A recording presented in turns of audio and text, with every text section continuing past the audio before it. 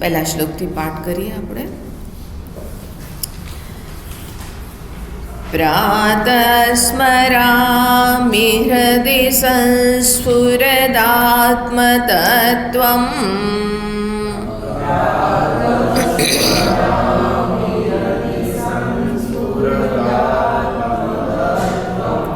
સચ્ચિત સુખમ પરમહંસ ગતિમ તુરીયમ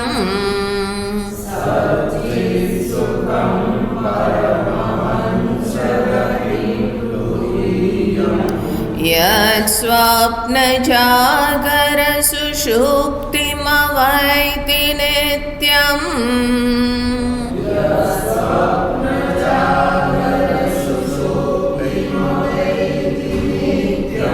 તદ્બ્રહ્મ નિષ્કલમહં ન ચ ભૂતસંઘઃ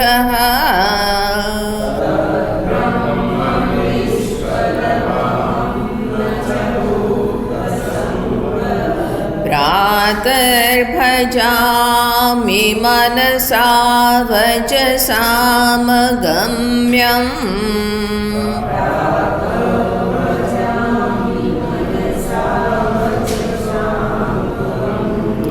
વાચો વિભાન્તિ નિખિલાયદનુગ્रहेण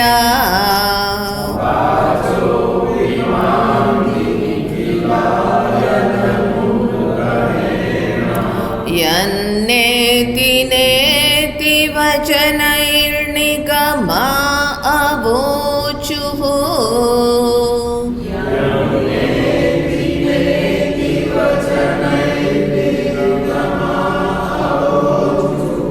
तं દેવદેવમજમાચ્યુતમાહુરગ્ર્યम्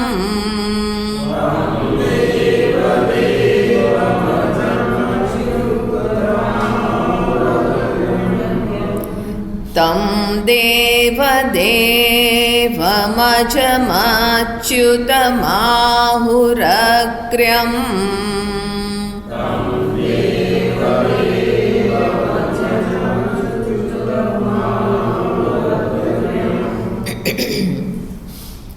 તો અહીંયા પહેલા શ્લોકમાં જોયું કે જે મારા હૃદયમાં સવારમાં સૌથી પહેલાં જેની મને અવેરનેસ જાગે છે એ શું છે? હું છું. તો કે છે કે આ જે હું રૂપે અભિવ્યક્ત થયેલું છે જેવી રીતે માટી ઘડા રૂપે અભિવ્યક્ત થયેલી છે. તો કે આ હું રૂપે અભિવ્યક્તિ છે એની હું છું. આ જે ભાન થઈ રહ્યું છે મૂળ રૂપે એ શેની અભિવ્યક્તિ છે? તો કીધું આત્મતત્વમ, એ જે મારું સ્વરૂપ, મારું અહીંયા આગળ જે સારભૂત તત્વ છે તો કે એનું હું સ્મરણ કરું છું. આ હું અભિવ્યક્તિના માધ્યમથી જે તત્વ અભિવ્યક્ત થઈ રહ્યું છે એના આપણે કોન્શિયસ થઈએ છીએ. અને એનું શું સ્વરૂપ છે? તો કીધું સચ્ચિત સુખમ. તો સચ્ચિત સુખમ, સત મને હોવાપણું, એક અસ્તિત્વ, પ્યોર એક્ઝિસ્ટન્સ, પ્યોર કોન્શિયસનેસ, એક જીવંતતા એમાં જણાઈ રહી છે. આમાં એક સત્તા હોવાની એક અનુભૂતિ થઈ રહી છે. તો કે છે કે એ જે સચ્ચિત આનંદ સ્વરૂપ છે. જ્યારે તમે બહારના ઝમેલામાં પ્રવેશ કરો છો પછી જ શાંતિ અને અશાંતિનો પ્રશ્ન ઉઠે છે. પણ જ્યારે તમે તમારી સાથે શાંતિથી બેઠેલા છો, સવારમાં હજી કોઈ કર્તવ્યતા નથી, કોઈ ઈચ્છારૂપી કંકર એ મારા મનરૂપી ઝીલને તરંગિત નથી કરી રહે, તો એ વખતે એક માનો કે આનંદ છે. એ આનંદની અભિવ્યક્તિ, મારી આનંદ સ્વરૂપતાની એ અભિવ્યક્તિ છે. મન શાંત છે, મન પ્રસન્ન છે. જ્યારે આપણે પોતાને સત્તા રૂપે જાણીએ છીએ કે હું સત સ્વરૂપ છું. હવે સત સ્વરૂપ છું આ જાણ્યું તો વ્યવહારમાં એનો કેવી રીતે રિફ્લેક્ટ થાય છે કે ભાઈ મેં મારી જાતને સત સ્વરૂપ જાણ્યું, મેં મારી જાતને ચિત્ત સ્વરૂપ જાણ્યું, હું સત ચિત્ત સ્વરૂપ છું. તો એ વ્યવહારમાં તમને કેવી રીતે પ્રતિબિંબિત થશે?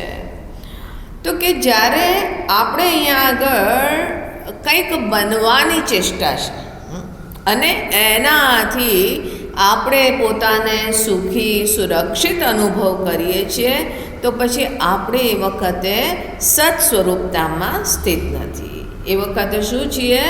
તો કે મારું હોવું, હું સુરક્ષિત છું કારણ કે મારી આ બધી વ્યવસ્થા છે. એનો અર્થ એમ કે આ જે છે વ્યવસ્થા એ મારા અસ્તિત્વ માટે રિસ્પોન્સિબલ છે. મારું અસ્તિત્વ સ્વતઃ સિદ્ધ નથી, પણ મારું હોવું આ બીજાના ઉપર આશ્રિત છે. પણ જ્યારે આપણા અંદર આ વસ્તુનો નિશ્ચય થઈ જાય કે બહારની વસ્તુ રહે કે ના રહે, છતાં પણ મારા અસ્તિત્વમાં કોઈ પરિવર્તન નથી. મારી અંદર સુખ, મારો આનંદ શું એનાથી છે કે આ મારું શરીર આજે સ્વસ્થ છે. શરીર સ્વસ્થ છે તો હું એ ખુશ છું. પણ જો શરીરમાં અસ્વસ્થતા ઉત્પન્ન થઈ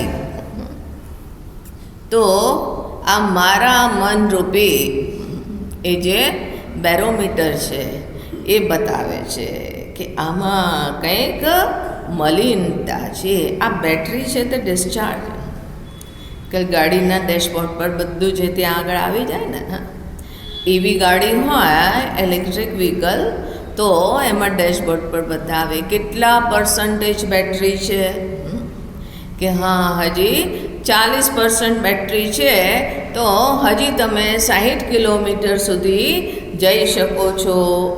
તો એ અંદર ડેશબોર્ડ પર બતાવે. પેટ્રોલની શું સ્થિતિ છે? જો પેટ્રોલની ગાડી હોય, પેટ્રોલ ડીઝલ, તો ફ્યુલ કેટલું છે, અડધી ટાંકી છે કે રિઝર્વમાં આવી ગઈ છે, તો આ એમાં બતાવે. તો એવી જ રીતે આપણો આ ચહેરો છે ને એ ડેશબોર્ડ છે. એની અંદર આપણી બેટરી એ તરત જ બતાવે બેટરી ડાઉન છે. કેમ? કારણ કે આપણે અસ્વસ્થ છીએ. શું થઈ ગયું? અરે શું કહેવું, પેટમાં દર્દ છે. તેમાં ચિંતા શું કરવાની? રાતે ભજીયા વધારે ખાઈ લીધા હતા, દાળ વડા વધારે ખાઈ લીધા હતા, લીલવાની કચોરી ખાધી હતી. ના એ તો ઠીક છે, એ તો પહેલાં પણ ખાતા હતા, અમે દિવસે પણ ખાતા હતા. દિવસે ખાધું હતું તો કંઈ ના થયું, પણ રાતે ખાધું તો થયું. અરે ભલા માણસ, દિવસનું રાતનું ભેગું થાય તો આ અંદર વૈશ્વાનરની પણ એક લિમિટ હોય ને પચાવવાની. હા એ તો બધું બરાબર છે, પણ ફલાણાને પેટમાં દર્દ થયું હતું અને પછી એણે સોનોગ્રાફી કરાયું તો કાંઈ ના નીકળ્યું, પછી MRI કરાયો તો પછી એને પેટમાં ગાંઠ નીકળી, એને પેટનું કેન્સર હતું. મતલબ જે નથી એનાથી આપણે ચિંતિત થઈ ગયા. અચ્છા કેન્સર થઈ ગયું તો શું થશે? અરે હું મરી જઈશ. મરી જશો તો શું થશે? હું ખતમ થઈ જઈશ. જો એ શું બતાવે છે કે મારું હોવું આ શરીરના અસ્તિત્વ પર નિર્ભર છે. આ શરીર છે તો હું છું, શરીર નહીં રહે તો મારું અસ્તિત્વ ખતમ થઈ જશે. પણ અહીંયા આગળ સત સ્વરૂપતાનો અર્થ છે કે આ શરીર રહે કે ના રહે. સુષુપ્તિ અવસ્થામાં થોડી શરીરની અવેરનેસ છે, ખબર નહીં શરીર રહેશે કે નથી રહેતું, અને છતાં પણ સૂવા જાઓ છો કે નહીં. સુષુપ્તિ પ્રિય છે ને, એ વખતે ક્ષણિક રૂપે શરીરને ત્યાગી દેતા હોય છે, અને છતાં પણ એમ લાગે છે કે ના ના આપણે સવારે ઉઠીશું, ભલે મારું અસ્તિત્વ ખતમ નહીં થઈ જાય. હા પણ પેલા પડોશમાં પેલા હતા એ રાતે સૂતા તો સૂતા જ રહી ગયા. તો હવે રાતે સૂવામાં પણ મને ડર લાગે છે કે હું સૂઈ જઈશ ને ખતમ થઈ જઈશ તો. બોલે કે સવારે તું ઉઠીશ, અવશ્ય ઉઠીશ, આ શરીરમાં નહીં તો બીજા શરીરમાં. 2 પગવાળો નહીં તો 4 પગવાળો. જરૂરી નહીં 4 પગવાળો, 100 પગવાળો પણ હોઈ શકે, પગ વગરનો પણ હોઈ શકે, અને પાંખોવાળો પણ હોઈ શકે, કાંઈ પણ હોઈ શકે ને. અને જરૂરી નહીં કે અહીંયા આગળ જ હોય, ખબર નહીં, બહુ ડિવાઇન યોની દેવતા બનીને અને પછી ઘરમાં બધાને આશીર્વાદ આપતો હોય, કાંઈ ખબર નહીં. ઘરમાં મતલબ કે આ દેવતા થઈ ગયા એના માટે તો આ બધું જ બરાબર છે. એ બધાને સમાન રૂપે અનુગ્રહિત કરે હે ને. તો એટલે મારું અસ્તિત્વ, મારું હોવું જો આ શરીરથી છે, અથવા તો બહાર કોઈના ઉપર આશ્રિત છે, તો પછી આપણે પોતાને સત્સ્વરૂપ નથી જાણતા. હું મારા શરીરના સ્વાસ્થ્યથી, શરીરની સુંદરતાથી, બહારની વ્યવસ્થાથી જો હું સુખી અને સુરક્ષિત મહેસૂસ કરું છું, તો હું મારી જાતને સચ્ચિદાનંદ સ્વરૂપ નથી જાણતો.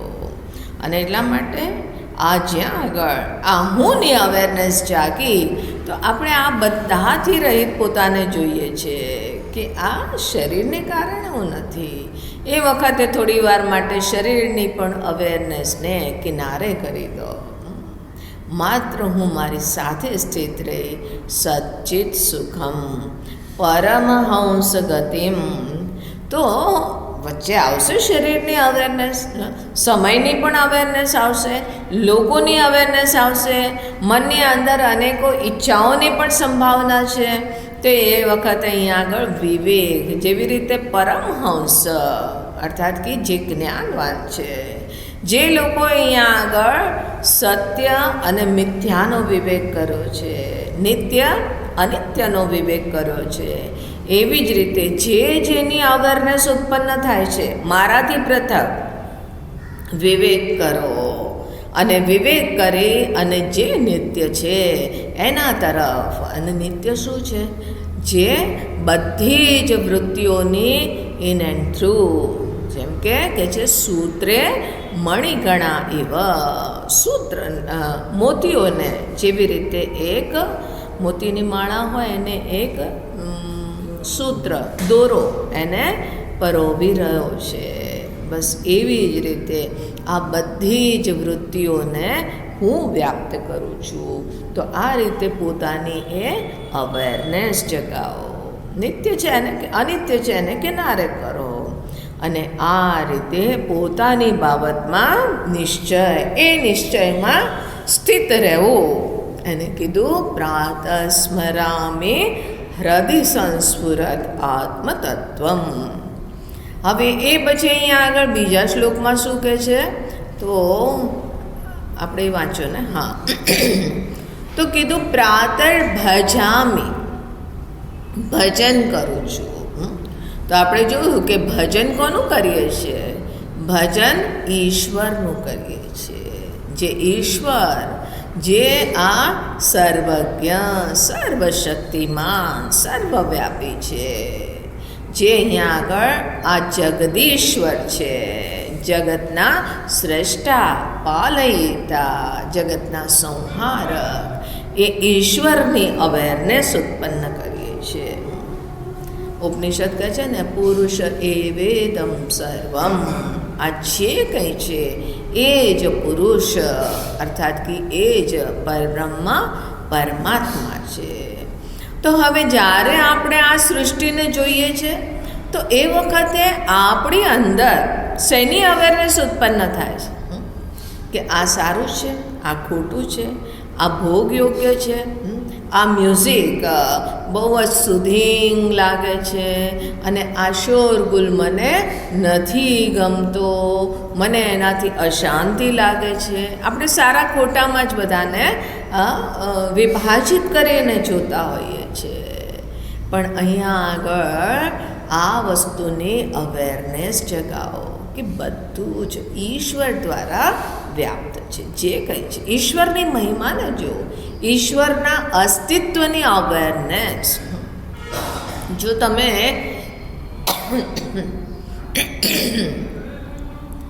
ઈશ્વરના અસ્તિત્વની અવેરનેસ ઉત્પન્ન કરી તો નિશબ્દ થઈ જાઓ છો. કોઈ શબ્દને અવકાશ જ નથી રહેતો. અહીંયા આગળ થોડી વાર પ્રકૃતિને જુઓ. હવે સવારમાં વોક કરવા માટે આજકાલ તો એક નવું મશીન આવે છે, ટીક ટીક ટીક ટીક. એક સજ્જન કહે કે હું સવારે વોક કરવા જાઉં છું ને, આ છે ને તે જપને કાઉન્ટ કરવાનું, માળા લેવાની જરૂર નથી. Tick tick tick tick tick tick tick tick ચાલ્યા કરે. હું જપ કરતો જાઉં અને અહીંયા આગળ, અને પછી આવું ત્યારે હું ચેક કરું કે કેટલા મેં જપ કર્યા. મેં કીધું આ ગણાવવાની શી જરૂર છે? કે ભગવાનના એકાઉન્ટમાં તમારે જમા કરવાનું છે કે આટલા મેં એકાઉન્ટમાં ડિપોઝિટ કર્યા છે અને હવે મને એનું આટલું ઇન્ટરેસ્ટ મળવું જોઈએ. પહેલી વસ્તુ તો હા, તમારા નિયમ માટે જરૂર ગણવું જોઈએ કે કમસે કમ મારે એક માળા જપ કરવું છે, મિનિમમ નિયમ જરૂર રાખવો જોઈએ. પણ એને ગણવાને એ પછી કોઈ ગણવાની આવશ્યકતા નથી. માત્ર પ્રેમથી સ્મરણ. ગઈકાલે જોયું હતું ને કે ભાઈ તમારા જ્યારે એન્ગેજમેન્ટ થયા હશે તો ફોટો રાખ્યો હતો ને, પર્સમાં રાખ્યો હતો ને, હવે ને બ્લેક એન્ડ વ્હાઇટનો જમાનો હોય, પણ રાખેલો કે નહોતો રાખ્યો? હા તો બોલો. અચ્છા, તમે નહીં રાખ્યો હોય લાગે છે. રાખ્યું તો, અને જ્યારે જ્યારે મોકો મળતો ત્યારે જોઈ લેતા હતા. તમે એવું કાઉન્ટ કરતા હતા કેટલી વાર આજે મેં એના દર્શન કર્યા, એવું કંઈ કાઉન્ટ કરતા હતા? કોઈ નિયમ નહીં, કોઈ એ નહીં. તો એવી રીતે ભગવાનનું સ્મરણ, જ્યાં પ્રેમથી સ્મરણ થતું હોય ત્યાં આગળ કોઈ નિયમની થોડી જરૂર છે. પણ કે હું વક કરવા જાઉં ત્યારે ભગવાનનું હું નામ જપ કરું છું. મેં કીધું સવારનો સમય પ્રત્યક્ષ પરમાત્મા પ્રકૃતિ રૂપે તમને એમનો અહેસાસ કરાવી રહ્યા છે અને એ વખતે તમે એમના નામ જપમાં ઉલઝાયેલા છો.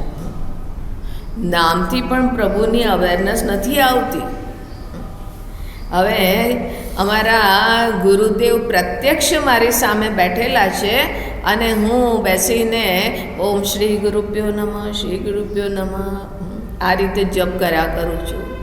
તો કે જ્યારે હું તારી સામે બેઠો છું, તને દર્શન થઈ ગયા, હવે આ છે તે શબ્દનો મતલબ શું છે? સવારમાં વોક માટે નીકળો અને એ પ્રકૃતિને જુઓ. પ્રકૃતિને જોઈને ઈશ્વરની અવેરનેસ જાગવી જોઈએ. એક છે, એક મહાન સત્તા છે. આ વચ્ચે ટૂંટું જેનું વાગે છે ને એ જરા થોડું સાયલેન્ટ પર કરી દો ને. અહીંયાથી જ કોઈનું વાગે છે ને કે બહારથી વાગે છે?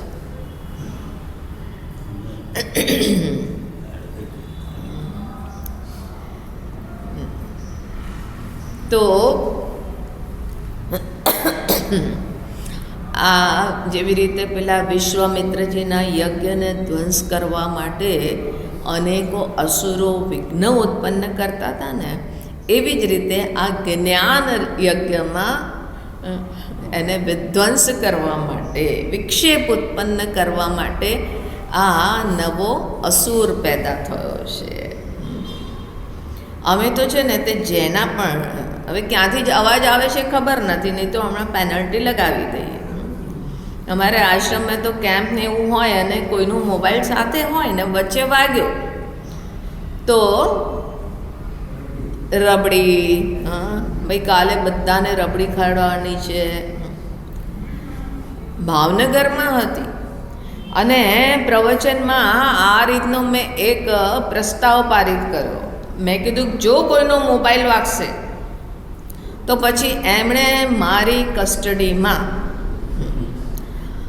1/2 કિલો ગાંઠિયા જમા કરાવવા પડશે. ભાવનગરના ગાંઠિયા હવે અડધો કિલો ગાંઠિયા જમા કરાવવા પડશે. અને મેં તો જોયું કે પ્રવચનના આખરી દિવસે મારે બધાને એ પેકેટ વહેંચી દેવા પડ્યા.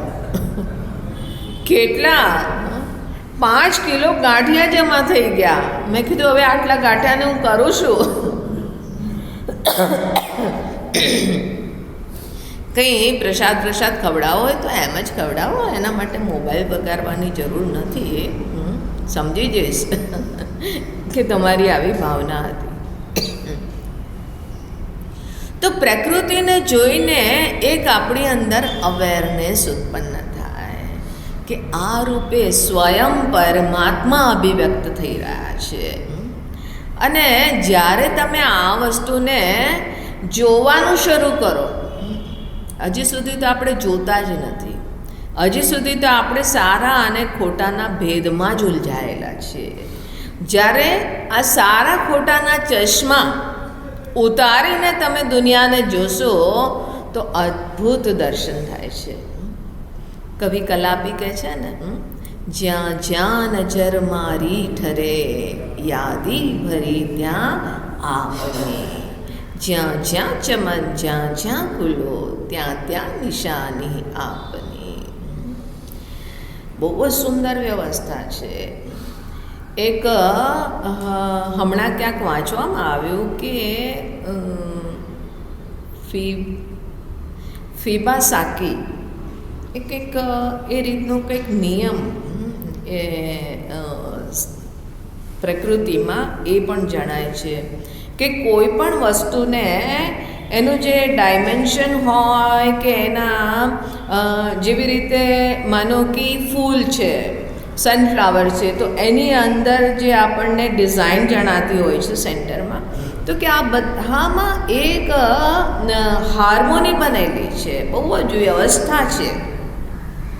તો કે એક શરૂઆતમાં 2 છે, 2 પછી 1+2 1 છે, પછી 2 એટલે એનું ડબલ, પછી 1+2 તો 3 હશે, પછી 3+2 તો 5 હશે, પછી 5+3 તો 8 હશે.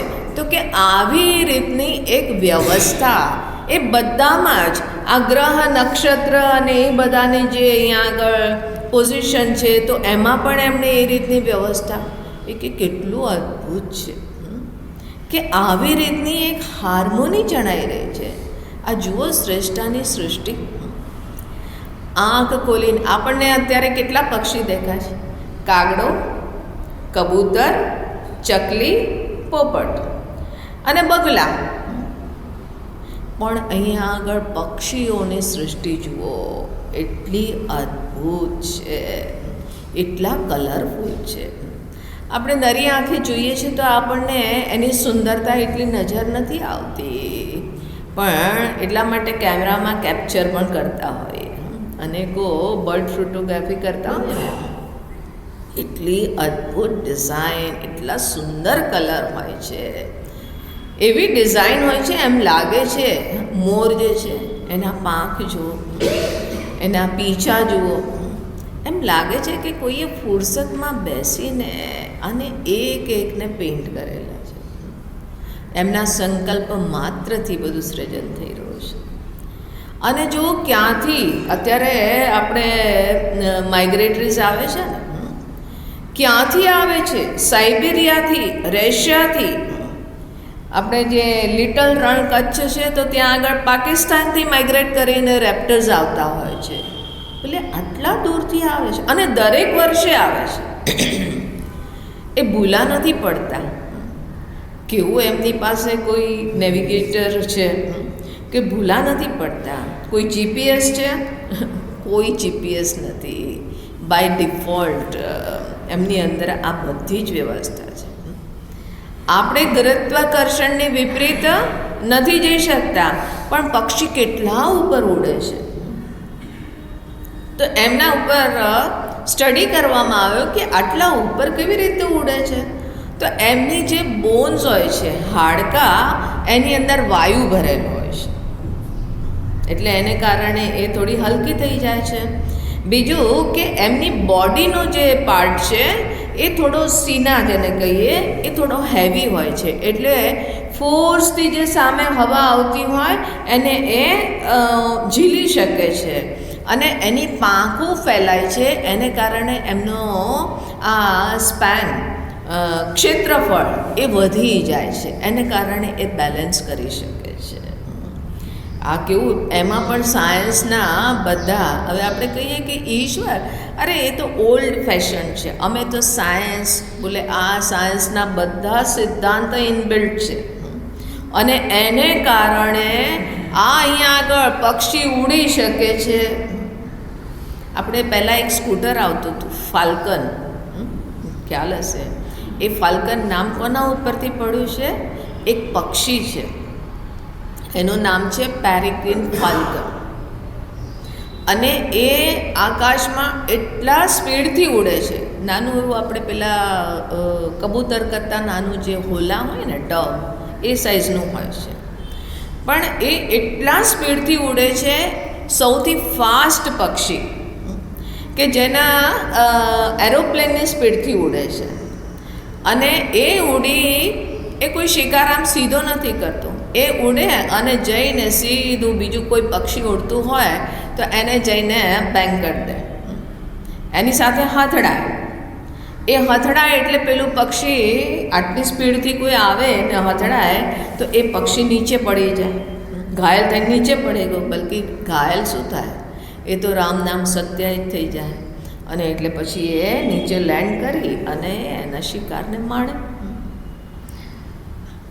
કોણે શીખવાડ્યું છે એમને? સુગરીનો માળો કોણે શીખવાડ્યું છે એમને? એક એક વસ્તુને જુઓ, પશુ પક્ષી, આ વૃક્ષ, આપણે અન્ન ખાઈ રહ્યા છીએ, આપણને ખબર નથી અંદર શું ચાલી રહ્યું છે. અન્ન પચે છે, એમાંથી આ આપણને એનર્જી મળે છે, એનાથી આપણું આ શરીર બને છે, અને એમાં જે અનવોન્ટેડ મટીરિયલ છે એ સ્ટૂલ રૂપે શરીરમાંથી સ્ટૂલ છે, પરસેવો છે, આ બધા રૂપે શરીરમાંથી વહી જાય છે. પણ એ પણ આપણા માટે એ વેસ્ટ મટીરિયલ છે, આપણા માટે સ્ટૂલ છે, જેને આપણે કહીએ અપવિત્ર છે, ગંદુ છે, પણ રિસાયકલ થઈને આપણી પાસે જ આવે છે, કે જે અહીંયા આગળ જમીનમાં કીડા મકોડા એ બધા એને ડિકમ્પોઝ કરે છે અને એનાથી ખાતર બને છે. આપણે આજે શાકભાજી આ તેના બધા છોતરાના આ તેના, તો આજકાલ એનું પૂરું રિસાયકલિંગ ચાલે છે, કે એ બધાને એક જગ્યાએ જમા કરે છે, અને આપણે પેલા આમાં નીકળતા હોય છે ને અળસિયા, એ અળસિયાને એની અંદર મૂકી દેતા હોય, અને એ અળસિયા આ પૂરાને ડિકમ્પોઝ કરી અને ફાઇનલી ખાતર ઉત્પન્ન કરે. અને એ ખાતર જુઓ, શાકભાજી આમ જ સડે તો વાસ મારે, પણ એ ખાતર જો એક ભીની ભીની મહેક હોય છે, આમ ચાની પેલી મમરી હોય ને એવું એનું ટેક્સચર થઈ જાય. કોણે આવી વ્યવસ્થા કરી છે? જગતને જુઓ, ઈશ્વરના અસ્તિત્વની એક પોઝિટિવ અવેરનેસ જાગે, આવું સુંદર જગત છે. પછી એમના માટે શું કહેવું? આપણે એમના માટે સ્તુતિ કરીએ, વાહ પ્રભુ તમે કેટલા મહાન છો, તમે કેટલા બુદ્ધિમાન છો. બોલે કે આ આપણે બોલવાનું ગજુ જ નથી રહેતું. કેમ? વાચો વિભાંતિ નિખિલા યદનુગ્રહેણ. પહેલી વસ્તુ તો આવું સુંદર સૃષ્ટિનો વિલાસ જોઈને આપણે નિશબ્દ થઈ જઈએ છીએ. મન અને વાણીથી આપણે એનું વર્ણન નથી કરી શકતા. કેટલી સુંદર વ્યવસ્થા ચાલી રહી છે, બધું ઇન્ટરકનેક્ટેડ છે, માનો કે એક સૂત્ર રૂપે બધાને વ્યાપી રહ્યા છે. ક્યાં બરફ પડે છે ને આપણે મફલરને ટોપી નીકળવા લાગે છે, સ્વેટર નીકળે છે. ભલે કેમ અચાનક આજે ઠંડી. અમારે ત્યાં એક વેધર રિપોર્ટ છે, જ્યાં સવારમાં મારા રૂમથી નીકળું એટલે કે માતાજી થોડું કંઈક કાન બાન ઢાંકી દેજો, હો, આજે સ્વેટર પહેરી લેજો, આજે બહાર છે ને હવા ચાલે છે, ઠંડી હવા ચાલે છે, આજે ઠંડી છે. માતાજી આજે જરૂર નથી હો સ્વેટરની કાંઈ, તમે નોર્મલ ચાલશે, તમારી વેધર રિપોર્ટ છે. હવે કાલે તો રાતે નહોતી ઠંડી, આજે ક્યાંથી? એ પેલા ત્યાં આગળ બરફ પડ્યો છે. કેટલું ઋતુઓનું ચક્ર વ્યવસ્થિત ચાલી રહ્યું છે. આ વૃક્ષ જેટલા ઉપર જાય છે એટલા જ નીચે જાય છે, તો બેલેન્સ કરી શકે છે, અથવા તો આમ ફેલાય છે, હે ને. અમેરિકામાં એક છે તે રોઝવુડનું જંગલ છે, રેડવુડ યા રોઝવુડ કહે છે, એનું જંગલ છે. એ વૃક્ષ જે છે એ બહુ છે તે ઊંચા જતા હોય છે, બહુ જ ઊંચા જાય છે, પણ એની જડો જે છે એ બહુ નીચે નથી જતી. આમ તો સિદ્ધાંત એ છે કે જેટલું વૃક્ષ ઊંચું જાય એટલી એની જડો નીચે જાય તો એને હોલ્ડ કરી શકે, તો એ પડી જતા નથી. પણ એમાં ત્યાં આગળ આવું હોવા છતાં પણ જંગલમાં ભયંકર આંધી તુફાન આ બધું આવવા છતાં પણ એ પડી નથી જતા, કારણ કે એ જે જડો અહીંયા આગળથી નીકળી પાસે જે બીજું ઝાડ છે એ જડો એકબીજાને માનો કે બાંધી દે છે, એકબીજાની સાથે સંકળાયેલી છે, એકબીજાને પકડી રાખે છે, અને એને કારણે પડી નથી જતી. પ્રકૃતિને થોડું આંખ ખોલીને જોવાનું શરૂ કરો, આટલા માત્રથી જ ઈશ્વરની અવેરનેસ જાગી જશે. સવારમાં સૂર્યોદયને જુઓ, કેટલો સુંદર, કેટલો અદ્ભુત. વસ્તુતઃ શું છે, આગનો ગોળો છે, પણ છતાં પણ. અને કર્મની વ્યવસ્થા આપણે તો કરીને ભૂલી ગયા. થોડા વર્ષો પહેલાં અહીંયા આગળ આવવાનું થયું હતું, તો એ વખતે અમે એક એરિયામાં ગયા હતા. ત્યાં આગળ મારી સાથે નાનપણમાં એક મારી સાથે હતી, અને અમે બે મિત્રો હતા, અને એ મને ત્યાં આગળ એને ત્યાં ભિક્ષામાં જવાનું થયું, તો એણે મને કીધું, મને કહે છે કે માતાજી તમને યાદ છે કે આપણે નાના હતા ત્યારે આપણે બંને મળી અને પેલા જાંબુ ખાતા હતા, તો ત્યાં જાંબુનો ઠળિયો વાવ્યો હતો. મેં કીધું મને યાદ નથી. તો કે હા, એ પછી તો અમે પણ ઘર ખાલી કરી દીધું અને તમે પણ આશ્રમ જતા રહ્યા, એટલે તમને નહીં ખબર હોય, પણ ત્યાં આગળ આજે મોટું જાંબુનું ઝાડ, બોલે કે હમણાં થોડા વખત પહેલાં હું ગઈ હતી તો મેં જોયું કે મોટું જાંબુનું ઝાડ છે. હવે મેં તો જાંબુનો ઠળિયો વાવ્યો અને હું ભૂલી ગઈ, પણ ત્યાં આગળ આજે જાંબુ ફળ આપી રહ્યા છે. કેટલું અદ્ભુત છે. આપણે કર્મ કરીએ જ ભૂલી જઈએ છીએ. પછી કે મેં તો કોઈનું બગાડ્યું નહોતું, આમને કોઈનું બગાડ્યું નહોતું, આમને કેમ એવા કષ્ટ ભોગવવા પડે છે?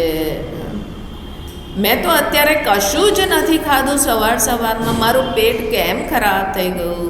બોલે યાદ કર, રાતે કેટલી લીલવાની કચોરી ખાધી હતી, 1 ડઝન દાબડી ગયો હતો કે નહીં? હા, એ તો છે. તો પછી જે તે શિકાયત કરે, આ છે ને તે આમને ત્યાં મેં ભિક્ષા લીધી હતી ને, તો એને કારણે પેટ ખરાબ થઈ ગયું. એમણે ભોજન છે ને તે શુદ્ધિથી નહીં બનાવ્યું હોય, એટલે મારું પેટ ખરાબ થઈ ગયું. કેટલી ખાધી હતી? અરે વિચાર્યું કે આ ખબર નહીં અમદાવાદમાં ફરી આવવા મળે ના મળે, એટલા માટે એક સાથે લીલવાની ડઝન પર કચોરીઓ ખાઈ લો, એટલે મેં એક સાથે દબાવી દીધી હતી. તો પછી હવે હું એને દોષ આપું તો એ ના ચાલે. તો અહીંયા આગળ કહે છે કે આ અદ્ભુત જગત, આ એમના કર્મની વ્યવસ્થા, પ્રત્યેક સૃજનમાં વિનાશ દેખાય છે, પણ પ્રત્યેક વિનાશમાં પણ સૃજન દેખાય છે, સૃષ્ટિ છે. જ્યારે કોઈ ફૂલ ખીલે છે. ભગવાનને પોતાના ક્રિએશન પ્રત્યે, પોતાની સુંદર રચનાના પ્રત્યે કોઈ એટેચમેન્ટ નથી. હવે આપણે કોઈ કલાકૃતિ બનાવી હોય કે એક પેઇન્ટિંગ બનાવ્યું તો એને સાચવીને ફ્રેમ કરાવીને એને સંભાળીને રાખીએ છીએ. અને વર્ષો પછી પણ કહીએ કે આ જે પેઇન્ટિંગ છે ને એ હું નાની હતી ત્યારે મેં બનાવ્યું હતું, એટલું સાચવીને રાખ. અને એ પેઇન્ટિંગ વન ફાઇન ડે દિવાલ પરથી ઉતરી ગયું તો આપણને બહુ દુઃખ લાગે, બોલે કે લો મારું કરેલું એની કોઈ કદર જ નથી. પણ ભગવાનની કલાકૃતિ રોજ ફૂલ ખીલવે છે સવારે અને સાંજે થતાં મુરઝાવી દે છે. કેમ? કારણ કે એમના વિનાશમાં પણ કંઈક સર્જન છે. ફૂલ મુરઝાય છે ત્યારે એમાંથી ફળ બને છે.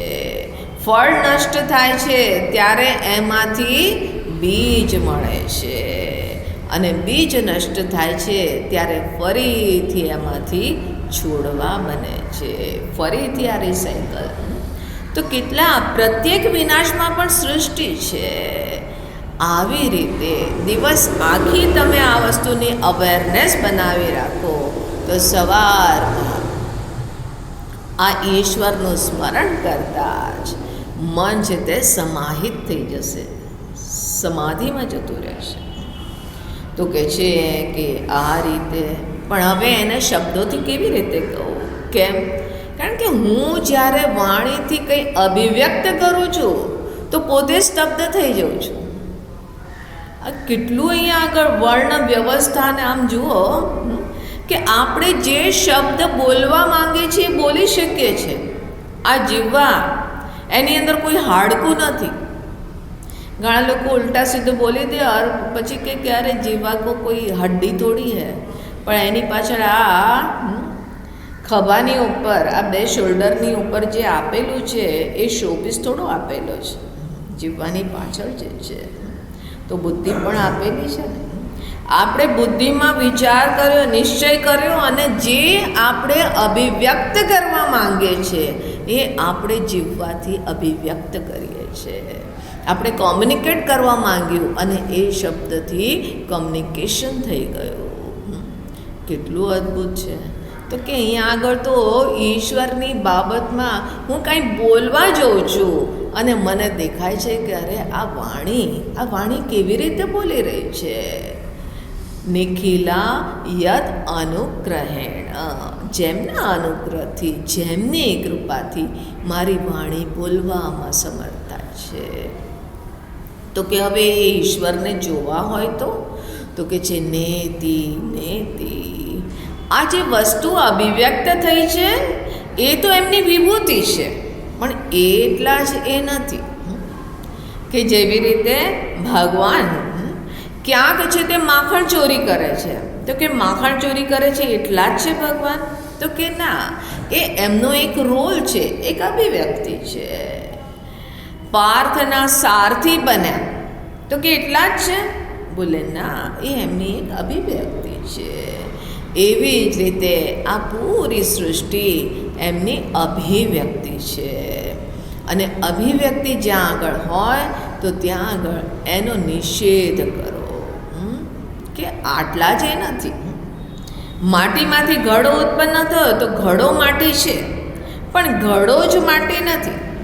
જો ઘડો જ માટી છે એમ કહેશો તો પછી એમ કહેવાશે કે ઘડાની જે લિમિટેશન્સ છે, ઘડાનો જન્મ છે તો માટીનો જન્મ થયો, ઘડો નષ્ટ થયો તો માટી નષ્ટ થઈ ગઈ. પછી ખાલી ઘડો છે અને બીજી જે કોઈ માટીની સુંદર મૂર્તિ બનેલી છે, બોલે કે નહીં આ માટી નહીં, આ જ માટી છે. બોલે કે નહીં, આ જે કંઈ અભિવ્યક્તિ છે એ રૂપે એ છે. અને એટલા માટે આપણે એક વસ્તુના પ્રત્યે આસક્ત થઈને એમને જોવાનો પ્રયાસ ના કરીએ, પણ બધાનો નિષેધ કરી અને જગતની જગદીશ્વર કે કોણ વ્યવસ્થાપક છે. જ્યારે આ બધા નિષેધ કરીએ ત્યારે એ વ્યવસ્થાપકની તરફ ધ્યાન જાય, જગદીશ્વરની તરફ ધ્યાન જાય. ઈશ્વરના ભજન વગર, ઈશ્વરના પ્રત્યે ભક્તિના વગર તમે ક્યારેય તે આત્માનું જ્ઞાન પ્રાપ્ત ના કરી શકો. બોલે કેમ? આત્મા તો હું છું, તો મારે હુંની બાબતમાં જ્ઞાન પ્રાપ્ત કરવું છે. બોલે હું છે કોણ? પરમાત્મા સ્વરૂપ. મારે પરમાત્માનું જ્ઞાન પ્રાપ્ત કરવું હોય તો પછી પરમાત્માને પહેલાં તો મને એમના પ્રત્યે પ્રેમ તો જાગવો જોઈએ ને. શું છે અહીંયા આગળ મહિમા કે જેને કારણે મને પરમાત્માને પામવાની ઈચ્છા થાય, કોઈને પ્રાપ્ત કરવાની ઈચ્છા થવી, તો એની પાછળ કંઈક તો એમની વિશિષ્ટતાનું ભાન હોવું જોઈએ ને, કે નહીં આ વ્યક્તિ સારી છે, દેખાવે સુંદર છે, કે પછી એનું મન સારું છે, કે એનું જ્ઞાન સારું છે. આવી કંઈક ને કંઈક વિશેષતા, કંઈક ને કંઈક મહિમા જાણો છો, ત્યારે જ એમના પ્રત્યે પ્રેમ થાય છે અને ત્યારે જ એમની વધુ ગહેરાઈમાં જઈને જાણવાની, એમને પામવાની ઈચ્છા થાય. એટલા માટે જગતને આંખ ખોલીને જરૂર જોવું જોઈએ. જેને જગતમાં સુંદરતા ના જણાતી હોય એને ભગવાનની ભગવત્તા ક્યારેય નહીં જણાય. અને એટલા માટે ભગવાને આ વિભૂતિ યોગનું દર્શન કરાવ્યું, કે પોતાની વિભૂતિઓ બતાવી અને કીધું કે અહીંયા આગળ જે કંઈ છે તે એ બધું મારા થકી છે. વિશ્વરૂપ દર્શનમાં તો આ પૂરા વિશ્વરૂપે હું જ અભિવ્યક્ત છું, આ વસ્તુ બતાવી. સૃષ્ટિ, સ્થિતિ અને વિનાશમાં આપણને પ્રભુની અવેરનેસ જાગે. એમના પ્રત્યે જ્યાં જોવાનું શરૂ કરીએ તો પ્રેમ એમના પ્રત્યે સહજ થશે મહિમાને જોતા. અને જો પ્રેમ થશે ત્યારે જ એમનું જ્ઞાન પ્રાપ્ત કરવાની પ્રેરણા થશે.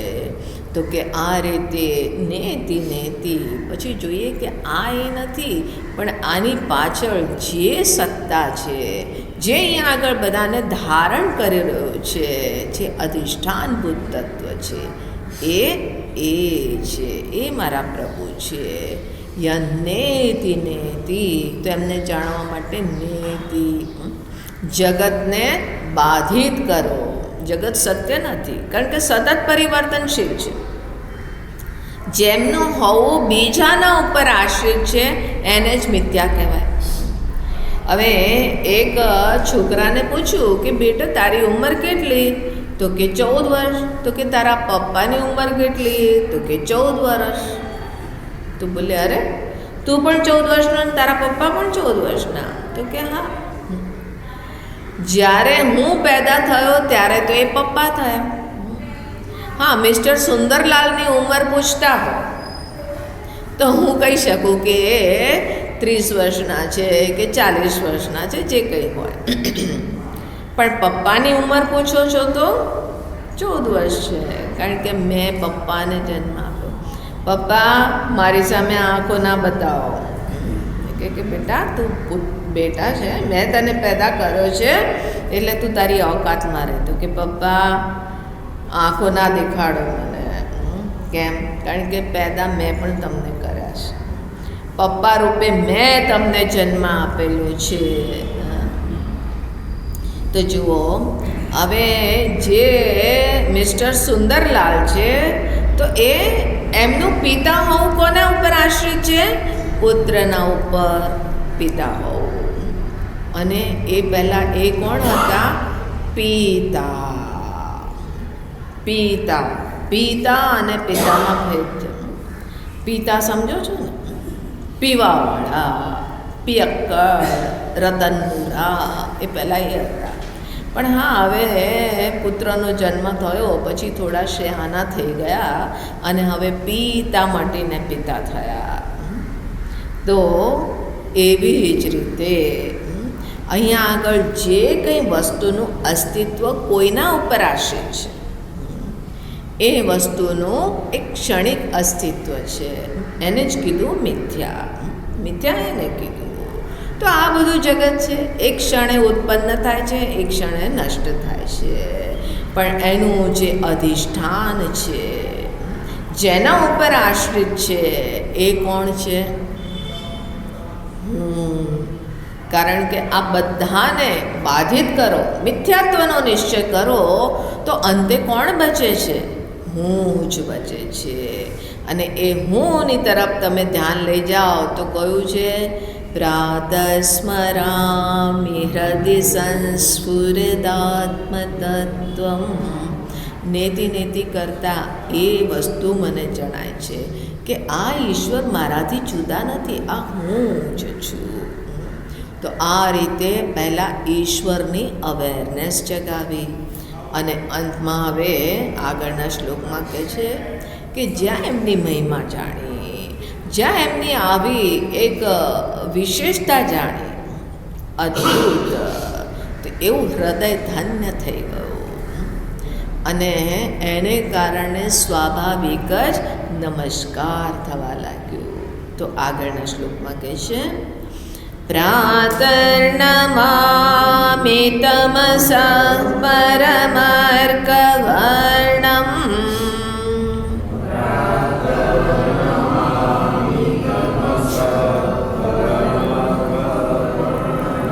પૂર્ણં સનાતનપદં પુરુષોત્તમાખ્યમ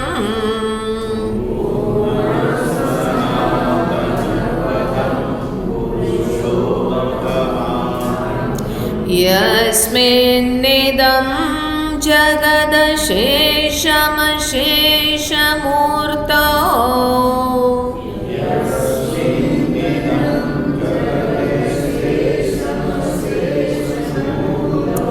રજ્વાંભુજંગમ ઇવ પ્રતિભાસિतं વહે.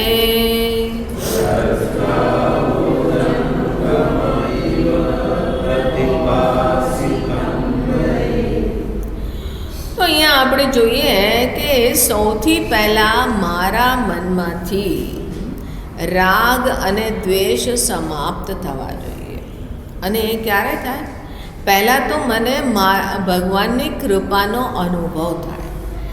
આપણે ઘણા લોકો કહેતા હોય કે જપ કરવા બેસે તો જપની માળા તો ચાલતી હોય છે, પણ મન આમ તેમ જતું રહેતું હોય છે, મન ટકતું જ નથી. એનું કારણ શું છે કે હજી ભગવાનમાં મને રુચિ નથી જાગી, હજી પ્રેમ નથી જાગ્યો. જ્યારે પ્રેમ ના જાગે તો મન આમ તેમ ભાગવાની કોશિશ કરે, પલાયન કરે. અને એટલા માટે આપણે થોડી વાર કરીએ અને પછી મન આમ તેમ જાય.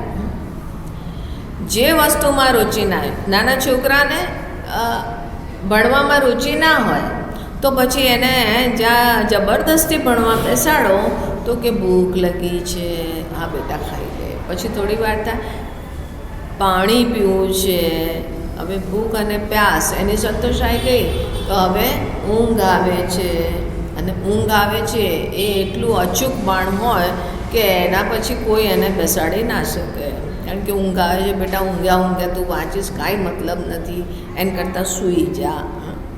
તો વાંચવામાં ભણવામાં રુચિ ના હોય તો પછી એ આવી રીતે એ કરે. એવી જ રીતે જ્યારે આપણને હજી ભગવાનમાં રસ નથી જાગ્યો, ભક્તિ નથી જાગી, તો આપણું મન પલાયન કરવાનું. અને એટલા માટે ભગવાનના પ્રત્યે પ્રેમ જગાવો. શરૂઆત ત્યાંથી કરીએ કે મારા ઉપર ઈશ્વરની કૃપા વરસી રહી છે. જીવનને, પોતાના જીવનની પ્રત્યેક અનુભૂતિને કસોટીએ ચડાવો અને એમાં જુઓ કે કેવી ભગવાનની કૃપા વરસી રહી છે. એ શરૂઆતમાં, પણ સદૈવ છે તે ભગવાનની કૃપા ના જુઓ. કારણ કે ભગવાનની કૃપા જોવાનો મતલબ શું છે કે આ હુંની પ્રધાનતાથી જીવવું, કે હું એટલો સેલ્ફ કન્સર્ન છે કે હું બધી જ વસ્તુને હુંને કેન્દ્રમાં રાખીને જોઉં છું કે હા આના ઉપર ભગવાને મારી ઉપર કૃપા કરી, મતલબ હું એટલો વિશિષ્ટ છું. જેવી રીતે દુર્યોધન કહે છે મદર્થે ત્યક્ત જીવિતા, હા એવી જ રીતે આપણે કહીએ છીએ કે ભગવાને મારા માટે કર્યું. તો એટલે સદૈવ હુંને કેન્દ્રમાં રાખીને ના જુઓ. જ્યાં એક વખત કૃપાથી મન ધન્ય થયું તો એ પછી જુઓ કે આ પ્રભુની વિશિષ્ટતા છે. મેં એવું શું કર્યું છે કે મને આપી રહ્યા છે, પણ એમની એ વિશેષતા છે. તમે પોતાની ચિંતાથી મુક્ત થવા માટે, નિશ્ચિંતતા ઉત્પન્ન થાય એમના પ્રત્યે ભાવ ઉત્પન્ન થાય અને એટલા માટે એમની કૃપાનું સ્મરણ કર્યું. હવે મારે કૃપા જોવાની જરૂર નથી, એ તો એમ જ વર્ષા કરે છે, બધાના ઉપર વરસે છે. કોઈ જોઈ શકે છે, કોઈ નથી જોઈ શકતો. પણ હવે હું મારી ચિંતાથી મુક્ત થઈ અને હવે બહાર જોવાનું શરૂ કરું છું. પ્રત્યેક વસ્તુમાં, પ્રત્યેક વ્યક્તિમાં, પ્રત્યેક પરિસ્થિતિમાં મને એ દેખાઈ રહી છે. ઈશ્વરની સિગ્નેચર છે. કઈ વસ્તુ એવી છે કે જેમાં ઈશ્વરની સિગ્નેચર નથી? આપણા જે નાક નકશા છે ને એમાં પણ ઈશ્વરની સિગ્નેચર છે. 2 આંખ, 1 નાક, 1 મોઢું, એની અંદર ડેન્ચર ફિટ કરેલું છે. 2 કાન. બસ ક્યાંક છે તેનું થોડું સ્ટ્રેચ કરી દીધું, ક્યાંક છે તે નાક ઉપર પૈડું ફેરવી દીધું તો આંખો અંદર જતી રહી અને નાક બૂચું થઈ ગયું. અને કહે છે ચાઇનીઝ લોકો થઈ ગયા. ક્યાંક છે તે નાક થોડું વધારે ખેંચી નાખ્યું, ક્યાંક થોડું છે તે ભઠ્ઠીમાં વધારે પકાવી દીધું ને બળી ગયું. તો કે આ કોણ છે? આફ્રિકન. ક્યાંક એને ખાલી બોઇલ કરી દીધું અને બોઇલ કરી દીધું તો કે આ કોણ છે? યુરોપિયન. અને ક્યાંક એકદમ બરાબર માત્રામાં, જે રીતે બાટી શકતા હોય ને એવી બરાબર માત્રામાં એને બેક કરેલા. એ કોણ છે? આપણે. બસ આ એક જ ચામડી છે, પણ એને થોડી ડાર્ક કોમ્પ્લેક્શન, થોડા એમાં છે તે ગ્રે કલર મેળવી દીધો, બ્રાઉન કલર મેળવી દીધો, થોડું વધારે થોડો ઓછો, અને આટલી વિવિધતા ઉત્પન્ન થઈ ગઈ. કેટલું અદ્ભુત છે! પ્રત્યેક વસ્તુમાં ઈશ્વરની સિગ્નેચર દેખાય છે. તો આ જગત જોઈને આપણી અંદર એ ઈશ્વરની અવેરનેસ જાગવા લાગી, નિશબ્દ થઈ ગયા. એક વ્યવસ્થા જોઈ રહ્યા છે. જ્યાં તમે વ્યવસ્થાને જોઈ અને વ્યવસ્થાપકનું સ્મરણ કર્યું, એ જ નમન થઈ ગયું. નમન કરવા માટે સદૈવ સર ઝુકાવવાની જરૂર નથી. સર ઝુકાવવું એ આ મસ્તક જે છે, માથું, એ અહંકારનું પ્રતીક છે અને એટલા માટે એને નમાવવું જરૂરી છે. પણ એ એક રિચ્યુઅલ છે કે તમે આવી રીતે પહેલાં નમાવાનું શરૂ કર્યું, ઝુકાવવાનું શરૂ કર્યું, પછી તમારી અંદર છે તે આ એક એનું સૂચક છે કે તમે અહંકારને કિનારે કરીને જોઈ રહ્યા છો. તો જ્યાં આ ઈશ્વરની મહિમાને જોવા લાગો તો નમન થવા લાગે, અર્થાત કે મારા અહમનું વિસર્જન થવા લાગે, ગૌણ થવા લાગે. હુંની વિસ્મૃતિ થાય છે. તમે પૂજા કરવા બેસો છો, હુંની વિસ્મૃતિ થાય છે? બોલે નથી થતી. કેમ? એ વખતે ધ્યાન આવે છે કે કેટલા વાગ્યા છે, આજે ઓફિસ જવાનું મોડું થઈ જશે, આજે આમ જવાનું તેમ જવાનું છે, એટલે ફટાફટ નિપટાવો. અરે એક સજ્જન કહેતા હતા કે મારા પિતાજી છે તે એ બહુ શિવ ભક્ત હતા અને ઘરમાં શિવલિંગ હતું અને રોજ એ શિવલિંગનો પૂજા કરે, બહુ પ્રેમથી પૂજા કરતા. એ ફૌજમાં હતા તો એ જતા હતા તો એમની સાથે શિવલિંગ કેરી કરતા હતા. અને જ્યારે બ્રિટિશ આર્મીમાં એ હતા, જ્યારે બ્રિટિશર્સનું રાજ્ય હતું, એમના દાદાજીની વાત કરા તો કે શિવલિંગની એવી પૂજા કરતા, બહુ પરમ ભક્ત હતા કે ભલે વોર જે થઈ રહી છે, પહેલાં હું પૂજા પતાવીશ અને પછી હું છે તે વોરમાં જઈશ. તો અનેકો વર્લ્ડ વોર એમણે જેટલી પણ થઈ તો એ વર્લ્ડ વોરમાં પણ એમણે રોલ પ્લે કરેલો.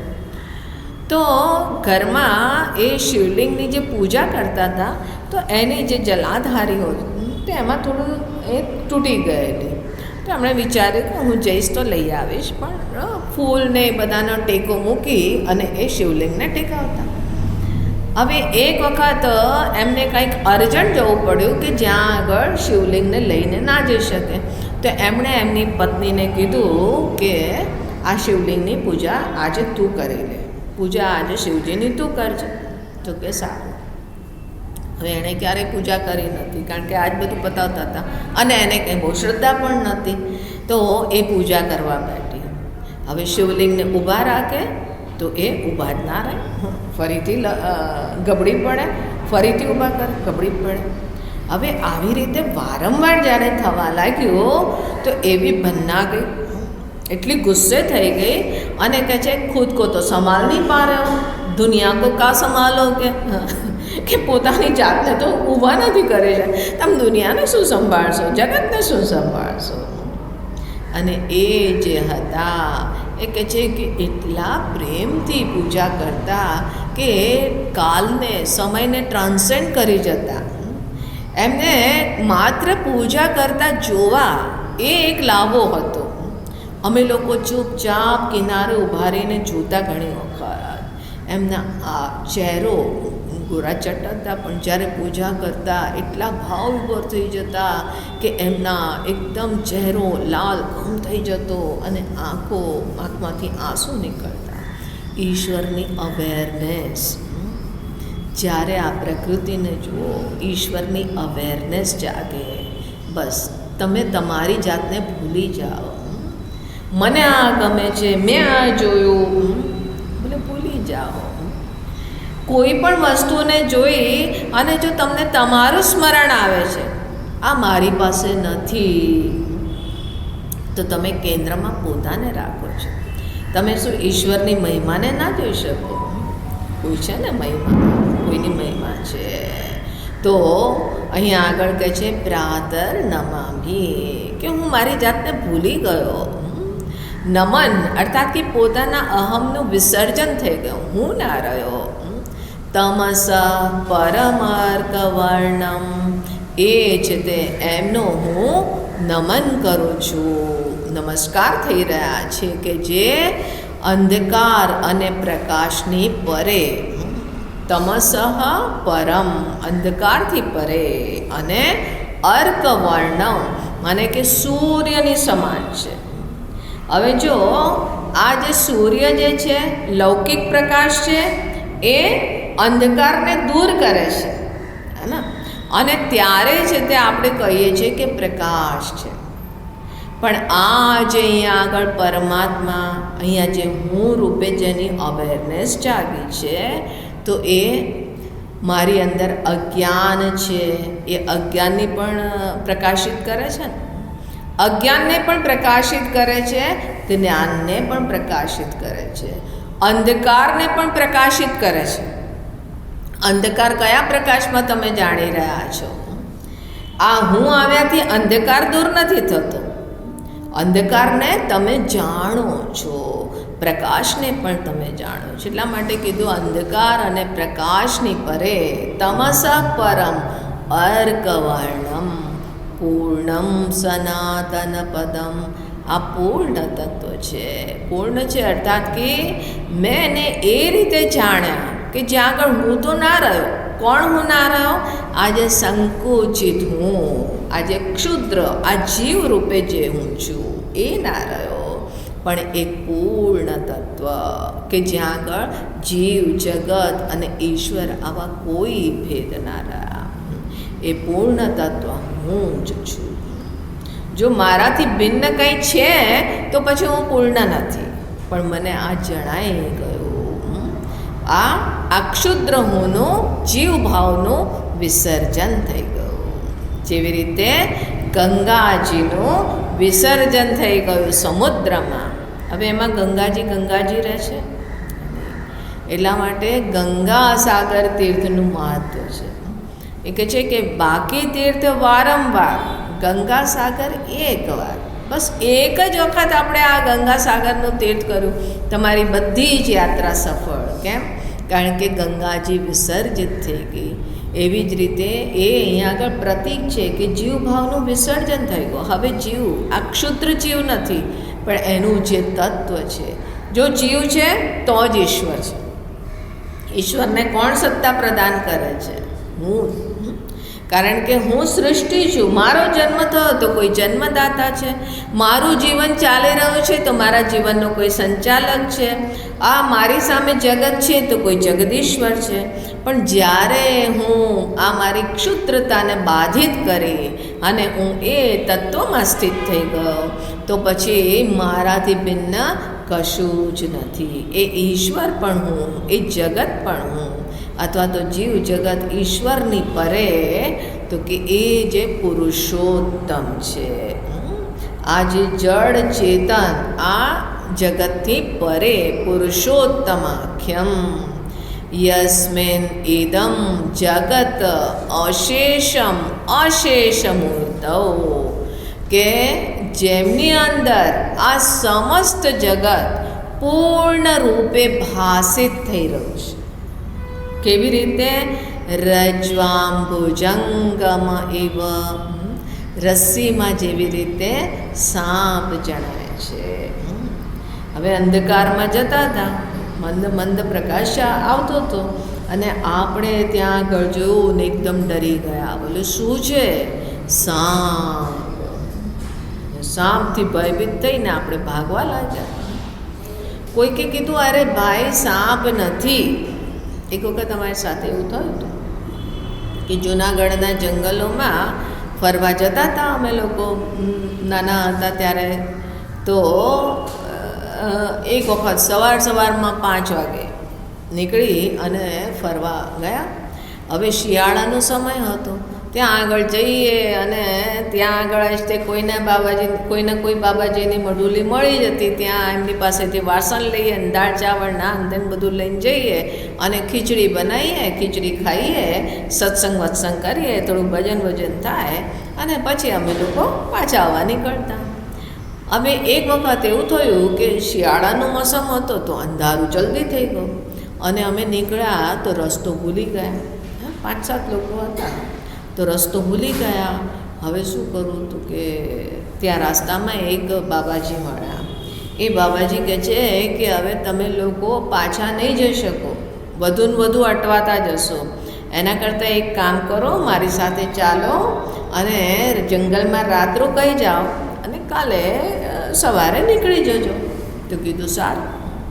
હવે રાતે એમણે ત્યાં આગળ વ્યવસ્થા કરી આપે. એમનું છે તે આંગણ હતું, ત્યાં આગળ ગોદડીઓ પાથરી દીધી. શરદીનો મોસમ હતો પણ છતાં પણ તો ગોદડીઓ પાથરી દીધી અને ઓઢવાનું ને એવું આપ્યું અને જેમ તેમ ઠીઠુરતા ત્યાં આગળ સૂતેલા.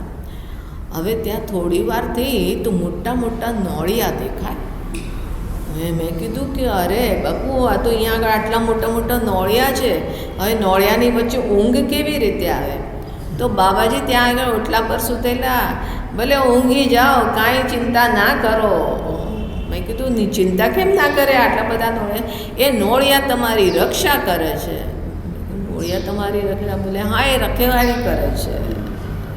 શેનાથી રખેવાળી? તો કે અહીંયા આગળ સાપ ને એ બધું ફરતું હોય ને એટલે તમારી રખેવાળી થઈ રહી છે. મેં કીધું લો, પહેલાં તો નોળિયાનો ખોફ હતો અને હવે છે તે અધૂરામાં પૂરું, હવે સાપ પણ છે. તો એવું રાતે ડરીને જેમ તેમ રાત કાઢી અને એમાં અચાનક જ તે મારું ધ્યાન મારી ગોદડીના એન્ડ પર પહોંચ્યું. હવે મેં કીધું કે બાપુ સાપ. હવે બધા ઊભા થઈ ગયા અને ક્યાં છે કરીને.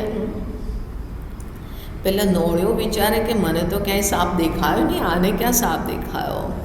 અને જોયું તો પેલા ગોદડીને જ તે એક ચીથડું એ છે તે ફાટીને આમ તેમ ઉલઝાયેલું હતું. મેં કીધું બાપુ સાપ, અને રાડારાડ કરી મૂકી અને બધા ઊભા થઈ ગયા. બધાની ઊંઘ ભાગી ગઈ. એ બાપુ કે અરે નોળિયાના રહેતા કોઈ સાપ માપ ના આવે. મેં કીધું અચ્છા. એમણે પછી ટોર્ચ બતાવી. ક્યાં છે સાપ? તો ગોદડી છે. તો હવે એ જે તે સાપની ભ્રાંતિ ક્યાં થઈ? પેલા ચીથડા ઉપર. એ ચીથડું ના હોત તો મને સાપ ના દેખાય, પણ એ ચીથડું હતું. ચીથડા રૂપી અધિષ્ઠાનની ઉપર સાપનું ભ્રાંતિ થઈ, દર્શન થયું. બોલે એવી જ રીતે આ રસ્સીના ઉપર જેવી રીતે સાપ ભાસિત થાય છે, એવી જ રીતે ઇદમ જગત, આ રૂપે જે કંઈ જગત જણાય છે, પૂર્ણતઃ અશેષ મૂર્તૌ, મને પૂર્ણ રૂપે મને આજે હું જીવ રૂપે જે ભાન થઈ રહ્યું છે, આ જીવ જે છે હું છું, તો આ હું પણ આપણને આપણાથી એક વિષય રૂપે ભાન થઈ રહ્યું છે, વૃત્તિ રૂપે ભાન થઈ રહ્યું છે ને. મનની અંદર એક વૃત્તિ છે જેને આપણે જાણીએ છીએ.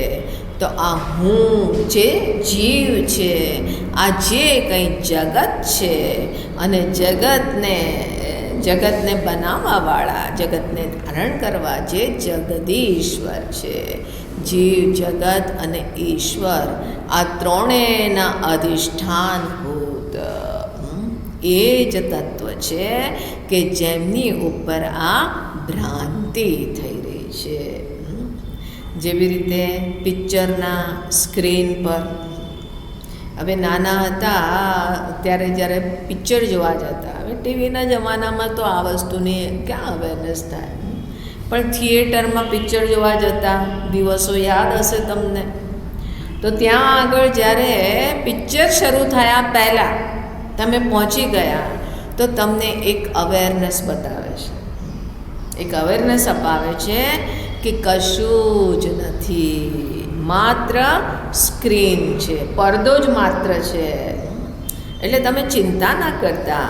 તમારે છે તે ફેવરાઇટ હીરો કે હિરોઈનનો હાથ કે પગ કપાઈ જાય કે કોઈ મરી જાય કે એક્સિડન્ટ થાય તો તમે રડતા નહીં, એને દુઃખ થાય તો દુઃખી ના થતા, કારણ કે વાસ્તવમાં કશું જ નથી. જો સ્ક્રીને બતાવે પછી ધીમે ધીમે પ્રોજેક્ટરથી પ્રારંભ થયો. હવે શેના ઉપર? આ સ્ક્રીનના ઉપર કેટલું કલરફુલ દેખાય છે, એમાં ડેપ્થ પણ દેખાય છે. એમ લાગે છે કે સામે પેલો વિલન જે છે એ ઘોડાની ઉપર કોઈ હિરોઈનને કિડનેપ કરી અને જાય છે, ભાગતો જાય છે. એની પાછળ એ પેલો હીરો જે છે એ પણ ઘોડાની ઉપર એનો પીછો કરી રહ્યો છે.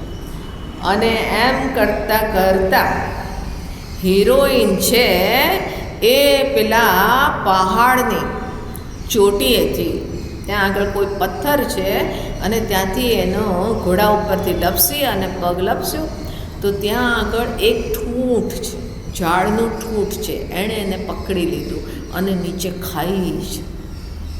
અને આપણી મનની અંદર દુઃખ થઈ રહી છે કે ક્યાંક આ ઝાડ સૂકું ઝાડ છે અને ક્યાંક એ તૂટ્યું તો રામ નામ સત્ય હૈ. પણ છતાં પણ ટિકિટ ખર્ચીને જઈએ છે, રડતા પણ જાય છે ઘણા લોકો, બિચારીને કેટલું કષ્ટ પહોંચે છે, એ રડે પણ છે સાથે. આટલી ગહેરાઈ દેખાય, આ બધું દેખાયું ક્યાંથી? ક્યાં આગળ? બોલે પ્રોજેક્શન માત્ર છે. અને પછી વચ્ચે અચાનક એવા ક્લાઇમેક્સ પર ઇન્ટરવલ આવી ગયો અને ઇન્ટરવલમાં ફરીથી કે કશું જ નથી થયું. એવું ને એવું જ છે, કાંઈ જ નથી થયું. પછી ફરીથી પિક્ચર શરૂ થયું, જ્યાં અધૂરું હતું ત્યાંથી શરૂ થયું. અને એ થયા પછી હિરોઈનની ડેથ નહીં, હિરોઈન આપણે ત્યાં ક્યારેય ના મળે, ના હીરો મરે ના હિરોઈન મરે. આપણે અહીંયા આગળ પિક્ચરોમાં ઇવન એ સદૈવ હોવાનું. રામાયણના પણ પૂરા કથામાં ક્યાં હીરો હિરોઈન મર્યા? ભગવાન રામ અને સીતાજી, એમની જે પૂરી ટીમ હતી, કોઈ ના મર્યું, ના હનુમાનજી ના લક્ષ્મણજી. મહાભારતમાં જુઓ, પાંડવ અને કૌરવોની લડાઈમાં પાંચો પાંડવ સુરક્ષિત હતા ને, ભગવાન કૃષ્ણ સુરક્ષિત હતા ને, તો હીરો હિરોઈન ક્યારેય ના મરે. એ આપણે કહેવાનો મતલબ એ છે કે હવે હીરો હિરોઈન તો ખબર નહીં, ધર્મ અધર્મ, પણ આપણા જે અહીંયા આગળ ઇતિહાસમાં જે રામાયણ ને મહાભારતને, તો કહેવાનો અભિપ્રાય છે કે ધર્મની સદૈવ વિજય થાય છે, એટલા માટે નથી મરતા. પણ જે કોઈ હવે પિક્ચરમાં કોઈ મરી ગયો, ફરીથી સ્ક્રીન આવી ગયો અને કીધું ખરેખર કંઈ જ નથી થયું, માત્ર સ્ક્રીનની ઉપર આ ભાષિત થઈ રહ્યું છે. સ્વપ્નમાં પણ ભાસિત થઈ રહ્યું છે. કેટલું બધું થાય છે સ્વપ્નમાં. આપણે સ્વપ્નમાં રડીએ પણ છીએ, હસીએ પણ છીએ. અરે યાત્રા કરી આવ્યા, અમે ગંગાજીમાં સ્નાન કર્યું સ્વપ્નમાં. શું સાબિતી? કઈ પ્રૂફ છે? હા, કપડાં તારા ભીના છે? કપડાં તો ભીના નથી. તો પછી કેવી રીતે સાબિત કરી શકે કે તે સ્વપ્ન જોયું હતું અને એમાં તે ગંગાજીમાં સ્નાન કર્યું? ને કે હા હા છે ને મારા કપડાં ભીના. તો કે પાસે છે ને પેલો ચિંટુ સૂતેલો અને એટલે તારા કપડાં ભીના છે, ન કે ગંગાજીમાં સ્નાન કરવાથી. અરે મેં તો આગ લાગી એવું જોયું. શું સાબિતી? કાન નાકમાંથી ધુમાડા નીકળે છે? નથી નીકળતા. ઘણું બધું થઈ રહ્યું છે પણ કંઈ જ નથી થઈ રહ્યું. અંતે તો હેમનું હેમ હોય. ઘાટ ઘડ્યા પછી નામ રૂપ છૂજવા. અંતે તો હેમનું હેમ હોય. સ્વર્ણ માત્ર છે. આ બધું જ ઉત્પન્ન થાય છે, સ્થિત છે, પ્રલયને પ્રાપ્ત થાય છે. એટલા માટે યોગ વશિષ્ઠ રામાયણમાં કહે છે વશિષ્ઠજી, સૃષ્ટિની ઉત્પત્તિ અને આ બધી પૂરી પ્રક્રિયા એટલું વ્યવસ્થા બતાવી કે પહેલાં ઈશ્વરે સંકલ્પ કર્યો અને પછી એમાંથી આકાશમાંથી વાયુ, અગ્નિ, તેજ, જલ અને પૃથ્વી અને પૃથિવ્યામ ઔષધય ઔષધિભ્યો અન્નાત પુરુષ, આ બધું અહીંયા આગળ ઉત્પન્ન થયું. અને પછી કહે છે હે રામ કુછ હુઆ હી નહીં. બોલે આટલું બધું થયું? બોલે કે રજ્વામ ભુજંગમ ઇવ, રસીમાં સાપની જેમ. અરે એની ઉપર પેલા એના ચટાપટા પણ દેખાતા હતા, લાઈનો દેખાતી હતી, એના સર્કલ્સ દેખાતા હતા, એની આંખો ટકટકી લગાવતી હતી, એની જીવવા લપલપ થતી હતી, બધું જ દેખાતું હતું. કશું જ નથી, માત્ર એક રસ્સી છે, નિર્દોષ રસ્સી. એવી જ રીતે આ મારા ઉપર આ જગત ભાસી રહ્યું છે, રસ્સીમાં સાપની જેમ. વસ્તુતઃ કંઈ જ નથી.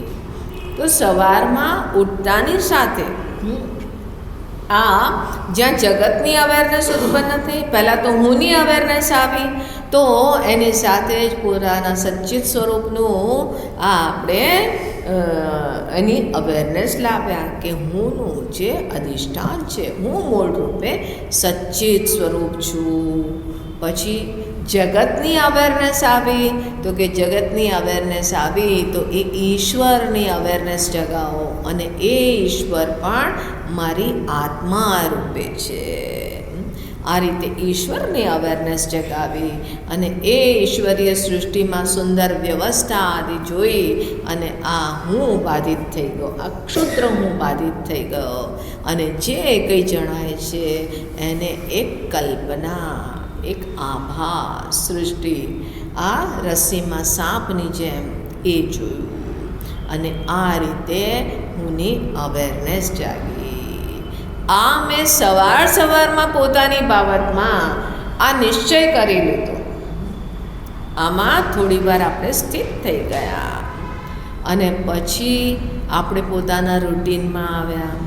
હવે રૂટીનમાં આવ્યા, આ સવારમાં એક ડોઝ લઈ લીધો, એને કહેવાય ડોઝ લીધો કે ભાઈ હવે આ બીમારી છે તો એક કામ કરો, સવારમાં આ દવા લઈ લો તો પછી દિવસ આખું તમને પેઇન નહીં થાય અને જે એના લક્ષણો છે એ સિમ્ટમ્સ એ તમને પરેશાન નહીં કરે, ધીમે ધીમે હિલિંગ થશે. હવે આ રીતે એટલે માટે સવારમાં આપણે એક ડોઝ લઈ લીધો. બોલે ક્યાં સુધી? બીજો ડોઝ ક્યારે લેવાનો? બોલે કે આ ડોઝની અસર સમાપ્ત થતાં પહેલાં. એટલા માટે એન્ટીબાયોટિકનો નિશ્ચિત સમય હોય. એક સવારે લો, એક સાંજે લો, 12 કલાકના અંતરે લો. તો આ રીતે આપણે સવારમાં બમ બમ બોલે, સવારમાં ચડાવી લીધી. શું ચડાવે? આ જ્ઞાનની પ્યાલી ચડાવી દીધી. પછી કહીએ મુझे मेरी मस्ती कहाँ ले गया है, जहाँ मेरे अपने सिवा कुछ नहीं है. અને એ પછી તમે આ જગતમાં નીકળો તો તમને જગત કોઈ પણ પ્રકારે વિક્ષિપ્ત નહીં કરે, કારણ કે તમને ખબર છે કે આ બધું હોવા છતાં કાંઈ જ નથી. મેં પોતે જોયેલું છે. આ નિધિધ્યાસનમાં જે જાણેલું હતું એને પોતે જોવાનું છે. ખાલી ચિંતન નથી, પણ આ મારે જાણેલી વસ્તુ જોયેલી થઈ જાય એને હું રિટેન કરું છું થોડી વાર, અને એ પછી તમે નીકળો. તો પછી જો તમે તમારી જાતની સાથે બેસીને આ અવેરનેસ જગાવી તો તમે એની વચ્ચે પણ જગાવી શકશો. નહીં તો આપણે પોતાની જાતની સાથે બેઠા હોય તો શું થાય? બોલે કે દુનિયાભરની ચિંતા, આણે આમ કીધું ને ફલાણાએ આવું કર્યું ને આ જ એની મનની અંદર રામાયણ ચાલતી રહે. અને રામાયણમાં અયોધ્યા ના આવે. હા, અયોધ્યાનો એ એપિસોડ જરૂર આવે કે પેલી કઈ ને મંથરા એ માથું ઉપાડે, એ અયોધ્યા આવે. પણ પેલા રામ રાજ્ય સ્થાપિત થયા પછીની અયોધ્યા ના આવે. તો એટલા માટે આપણે આ વસ્તુને પહેલાં આપણી અંદર એક અવેરનેસ જગાવો. પોતાની જાતની સાથે બેસી અને જો તમે મન શાંત કરીને પોતાની અંદર સમાહિત થઈ શકો છો તો જ જગતમાં જતાં તમને એની સતત અવેરનેસ બની રહેવાની સંભાવના છે. એટલા માટે સમય થોડું કાઢીને અવશ્ય ચિંતન કરવું જોઈએ. જો હજી આ જ્ઞાનમાં સ્પષ્ટતા ના હોય તો માત્ર ઈશ્વરની અવેરનેસ લાવો. ઈશ્વર મારી પાસે જ છે, મારાથી જુદા નથી, મારા હૃદયમાં વિરાજમાન છે. તમને જ્યારે આ ઠંડી હવાનો સ્પર્શ થઈ રહ્યો છે, ઈશ્વરની સાસ ચાલી રહી છે, આ રીતનો અનુભવ કરો, એને મહેસૂસ કરો. એટલા માટે વિરાટ પુરુષનું વર્ણન આવે છે કે આ સૃષ્ટિ શું છે? ઈશ્વરનું વિરાટ શરીર છે. અને જ્યાં આગળ આ સ્વર્ગ, આકાશથી પરે જે સ્વર્ગ છે એમનું મસ્તક છે. સૂર્ય, ચંદ્ર અને અગ્નિ એમના 3 નેત્ર છે. ચંદ્રાર્ક વૈશ્વાનર લોચનાય. સૂર્ય, ચંદ્ર અને અગ્નિ જેમના નેત્ર છે. આ આકાશ છે એમનો કંઠ છે. આકાશ કેવા કલરનું છે? નીલા કલરનું. નીલકંઠ, એ નીલકંઠ છે. એમણે શું કર્યું? ઝેર પીધું, એને કારણે નીલો કંઠ થઈ ગયો. આ જે અહીંયા આગળ આકાશમાં જે નીલિમા દેખાય છે ને, એ આકાશનો તો કોઈ રંગ નથી, પણ આ નીલિમા શેને કારણે છે?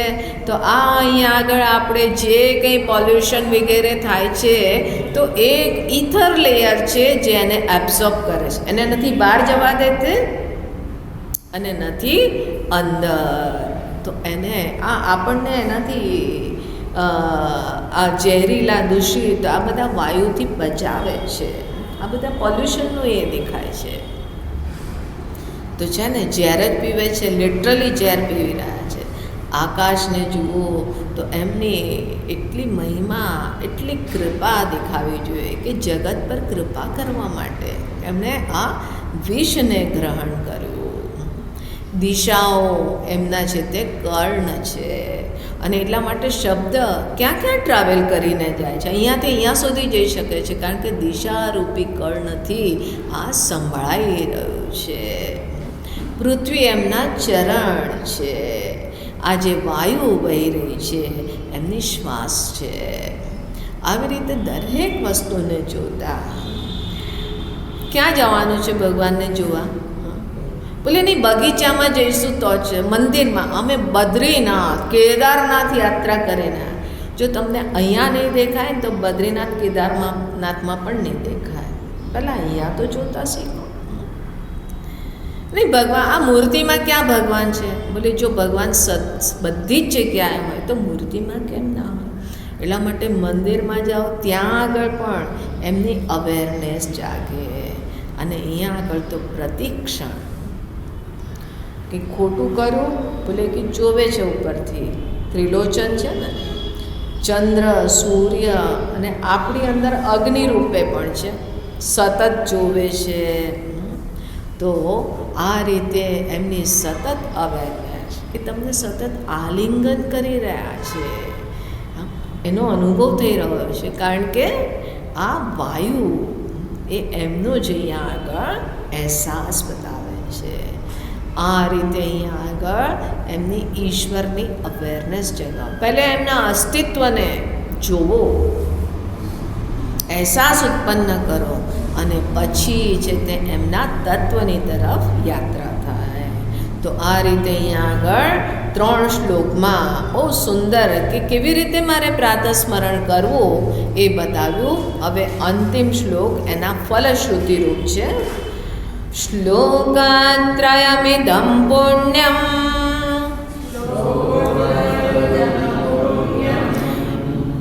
લોકત્રય વિભૂષણમ પ્રાતઃકાલે પઠેદ્યસ્તુ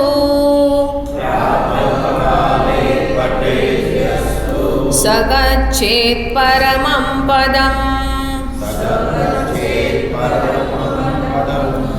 તો અહીંયા આગળ કહે છે કે આ 3 શ્લોક અત્યંત પવિત્ર લોકત્રય વિભૂષણમ. લોકત્રય વિભૂષણમ અર્થાત કે એના માટે ભૂષણ સમાન છે 3 લોક માટે. કયા 3 લોક? તો કે પહેલાં કીધું આ જીવ જે હું રૂપે ભાષિત થાય છે, તો કે એના પણ આધારભૂત આ જ તત્વ છે. બીજું ઈશ્વર ભજામી, કે આ બધા જોઈ અને દેખાય છે કે આ છે તે મારા મન અને વાણીથી પરે છે. આમની આ મહિમા બહાર પણ જોવી હોય તો ઈશ્વરની મહિમા રૂપ. અને ત્રીજું જે અહીંયા આગળ જીવ, ઈશ્વર અને જગતનું અધિષ્ઠાન. જગત, હવે અહીંયા આગળ જગતની મહિમા બતાવી ત્રીજામાં, કે જે અહીંયા આગળ દેખાય છે, કેટલું સત્ય જણાય છે પણ છે નહીં. તો જીવ, જગત અને ઈશ્વર આ ત્રણેયની અનુભૂતિ જે છે એને વિભૂષિત કરે છે, કારણ કે ત્રણેયમાં આપણને અહીંયા આગળ આ પરમાત્મા સચ્ચિદાનંદ સ્વરૂપનું જ સ્મરણ થઈ રહ્યું છે. તો કે આ રીતે લોકત્રય વિભૂષણમ, લોક માને અનુભૂતિ, જેની આપણને અનુભૂતિ થાય, જીવ, જગત અને ઈશ્વર. આનું પ્રાતઃકાલે પઠેદ્યસ્તુ, કોઈ એનો પાઠ કરી એના અર્થને સમજવાની કોશિશ કરે છે, એની અર્થની ગહેરાઈમાં જાય છે. સ ગચ્છેત પરમં પદમ, એ છે તે પરમ પદની પ્રાપ્તિ કરે છે. તો આ સાથે આપણું આ પ્રાતઃસ્મરણ સ્તોત્ર એ અહીંયા આગળ સમાપ્ત થયું. આપણે એક વખત 3 શ્લોકોનો પાઠ કરીએ પછી સમાપ્ત. પ્રાતઃસ્મરામિ હૃદિ સંસ્ફુરદાત્મતત્ત્વં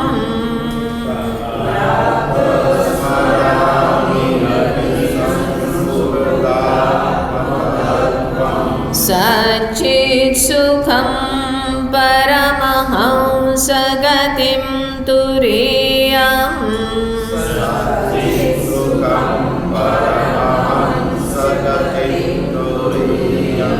યत् સ્વપ્નજાગર સુષુપ્તિમવૈતિ નિત્યં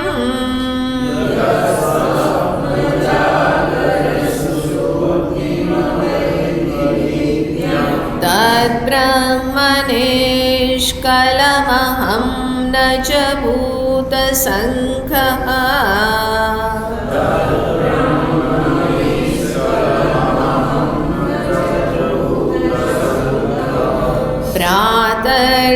પ્રાતર્ભજામિ મનસા વચસામગમ્યં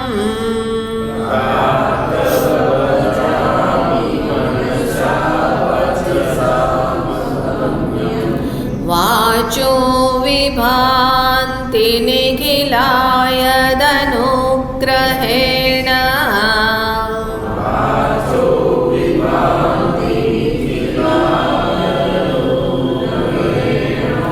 यन्नेति नेति वचनैर्निगमा अवोचुः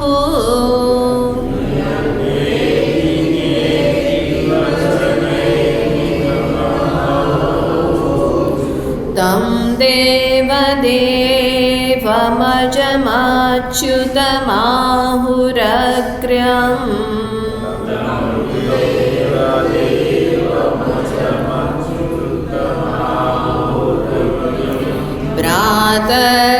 प्रातर्नमामि तमसः परमर्कवर्णम्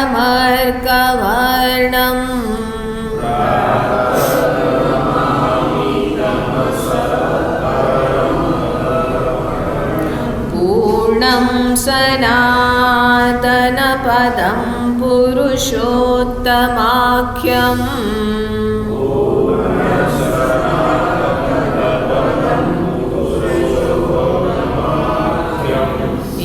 यस्मिन्निदं जगदशेषमशेषमूर्तौ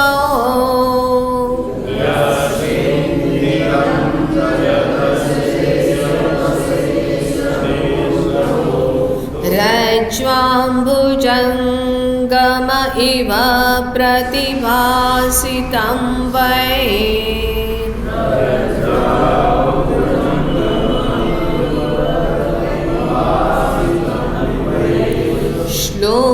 श्लोकत्रयमिदं पुण्यम्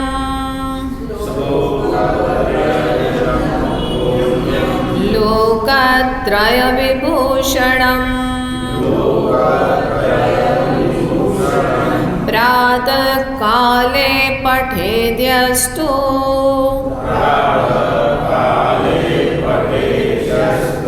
स गच्छेत् परमं पदम्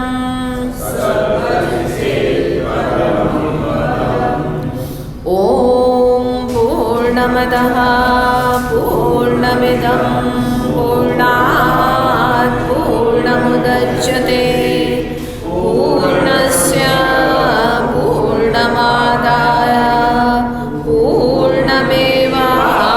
पूर्णमेवावशिष्यते ॐ शान्ति शान्ति शान्तिः हरिः ॐ श्री